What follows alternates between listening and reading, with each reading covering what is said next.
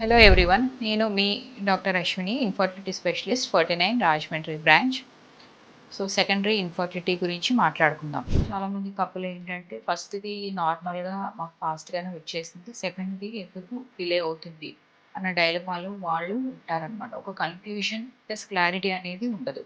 So, important thing ఏంటంటే first ప్రెగ్నెన్సీకి, second pregnancy మీరు plan చేసుకునే టైంకి మీ బాడీలో చాలా చేంజెస్ జరిగే ఉంటుంది. సో, ఫస్ట్ టైమ్ ఉన్న సిట్యుయేషన్ ఇప్పుడు ఉండకపోవచ్చు. చేంజెస్ అనేవి జరిగి ఉండాలి.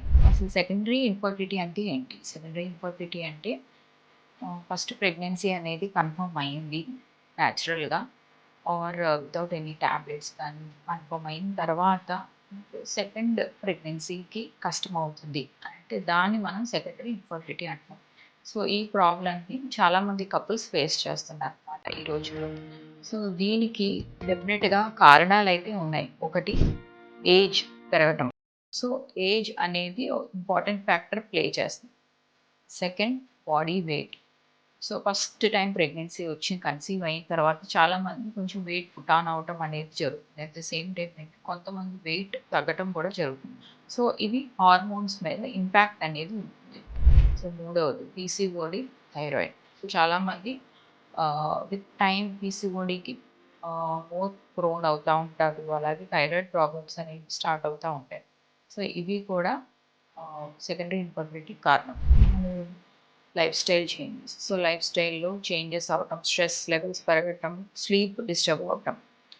సో, ఫిఫ్త్‌దొచ్చేసరికి సేమ్ ఆడవాళ్ళలో జరిగే చేంజెస్ ఏవైతే ఉన్నాయో కూడా మగవారిలో కూడా స్పెర్మ్ కౌంట్ అనేది ప్రాబ్లమ్ రావచ్చు. సో, ఏజ్‌తో పాటు స్పెర్మ్ కౌంట్ తగ్గటం, క్వాలిటీ తగ్గటం కూడా చూస్తా ఉంటాం.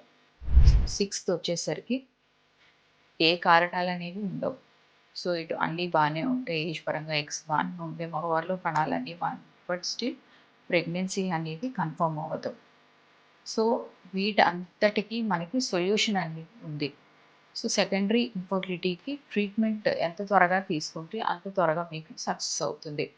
సో, ఫస్ట్ టైమ్ అనేది జరిగిపోయింది. సెకండ్ టైము అవుతుందా లేదా అనే డైలమాలో ఉండటం కంటే డెఫినిట్‌గా ఒక ఎక్స్‌పర్ట్ గైడెన్స్‌లోకి మీరు తీసుకోవటం వల్ల ఏమవుతుందంటే, మీ ఫర్టిలిటీ స్కోర్ ఏదైతే ఉందో వాళ్ళు చెక్ చేయడం జరుగుతుందనమాట.